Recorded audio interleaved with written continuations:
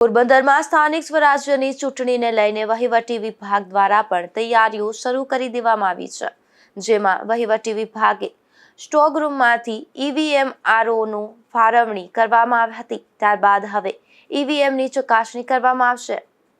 સ્થાનિક સ્વરાજ્યની ચૂંટણીને લઈ અને પોરબંદર જિલ્લા પંચાયત તેમજ ત્રણેય તાલુકા પંચાયત અને પોરબંદર મહાનગરપાલિકાની ચૂંટણી આગામી 26 એપ્રિલના મતદાન યોજવાનું છે। ચૂંટણીમાં ઉમેદવારો ફોર્મ ભરવાની તેમજ ફોર્મ ચકાસણી બાદ ફોર્મ પરત ખેંચવાની પ્રક્રિયા પૂર્ણ થયા બાદ હવે જિલ્લા વહીવટી વિભાગ દ્વારા ચૂંટણીના મતદાન અંગેની તૈયારીઓ શરૂ કરવામાં આવી છે। ત્યારે જિલ્લા પંચાયત તેમજ તાલુકા પંચાયત અને મહાનગરપાલિકાની ચૂંટણીને લઈ અને ઈવીએમ ફાળવણી પણ શરૂ કરવામાં આવી છે, જેમાં જિલ્લા વહીવટી વિભાગે સ્ટ્રોંગ રૂમમાંથી ઈવીએમ આરઓની ફાળવણી કરવામાં આવી હતી। આ ઈવીએમ આગામી દિવસોમાં ચકાસણી કરવામાં આવશે, ત્યારબાદ શીટ મુજબ તૈયાર કરવામાં આવશે। નિપુલ પોપટ સાથે અશોક થાનકી, ગુજરાત ન્યૂઝ, પોરબંદર।